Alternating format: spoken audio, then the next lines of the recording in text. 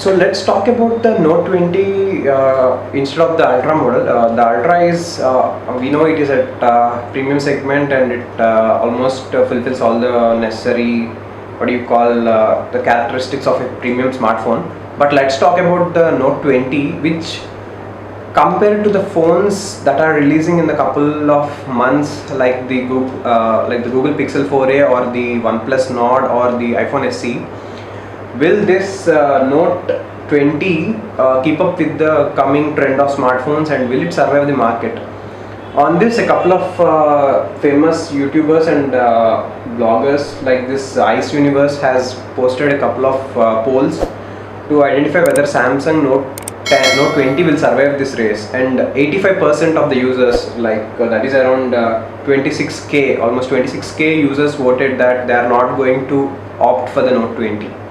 So you can understand that that's a huge percentage of people who doesn't want to buy the Note 20 because of following reasons. The first one is the price. So it is priced massively at $1,000, which if we convert, it's around 75,000 right now in Indian market.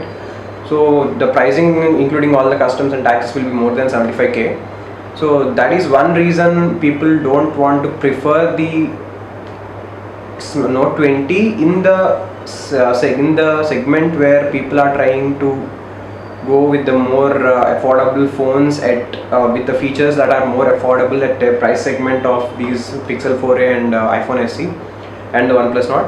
So will they survive the race? The pricing is too high. This is one thing they will think about in this pandemic situation, and the second one is the design. So at this point, considering the Note 10 Ultra and Note 10 and S10 and S10 Plus, this Note 20 design is almost predictable. You can't make a quite difference about it. So it's a unique design. You can always identify that it's a Samsung product with a triple camera array and 30x zoom. The design is quite predictable. Coming to the display part, so if you're talking about the display, if you remember the Samsung S10 Plus and S10 models, they all come with 120Hz display, and even the S20 models come with 120Hz display, and even the Ultra model is coming with 120Hz. But I don't know why the Note 20 without the Ultra model is having a 60Hz display with 1080p resolution, and it is having a higher bezel thickness than the Ultra model, and the camera punch hole is a bit larger in size compared to the older one, like the Ultra one.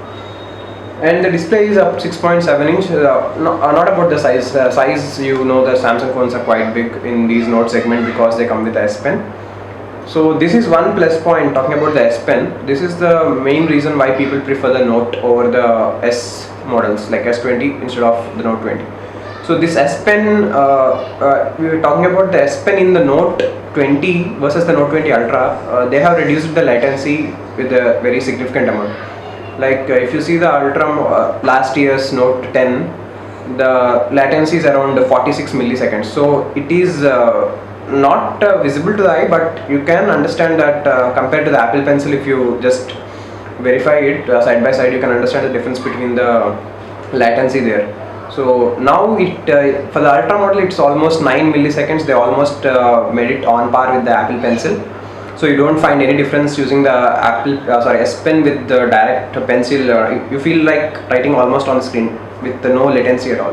Like there is no delay or lag when you are writing. It's like directly writing on a piece of paper. So compared to that Note 20 Ultra, what they did for this Note 20 is that they gave it a 26 millisecond of latency instead of 9 milliseconds. So even 26 compared to the last year models of 46 is almost half the latency. It is not noticeable to the naked eye, but you can feel the difference if you use the Ultra model and come back to the non-Ultra model of the Note 20. That is one thing about the S Pen, and we talk about the refresh rate. So we'll talk about the performance compromising the Snapdragon 865 Plus to 865. So in the smartphones where Samsung releases them in markets like Indian markets, you almost get the Exynos processor instead of Snapdragon. So I'm not going to talk much about the performance right now. You won't find much difference because they reduced the price up to $300 from $1299 to $1,000. But talking about the what do you call it, the back panel of this phone. The Ultra model is coming with a glass back, and this non-Ultra model is with the plastic back. So it's been almost it's like from that period of iPhone 8, I guess the phones are coming with a glass back. So iPhone 8 is almost 3+ years old phone, and this Note 20 in 2020 is coming with a plastic back. So even though it looks premium, the in-hand feel of this device is compromised there. You will feel like a piece of plastic block. It won't be of a premium feel in hand compared to the Ultra model, like the Note 20 Ultra. And talking about the glass screen, it's Gorilla Glass 5. It's almost more than 2 years old Gorilla Glass, but even the S10 models are coming with Gorilla Glass 6. The last year's S10 models are coming with Gorilla Glass 6, and the Ultra model is coming with Gorilla Glass 7.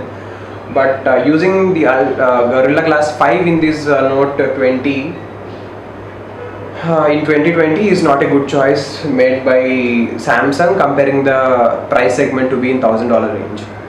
So these are a couple of things where Note 20 falls behind phones with at that price point in 2020 compared to the other cheaper options with good spec range. I'm not saying these Note 20 is bad, but there are other quite options people might prefer, considering at this price point of $1,000 they might go for a $699 phone or a $350 phone or $400 phone like the iPhone SE or the Google Pixel 4a. So that's pretty much about this video, and see you guys in the next one.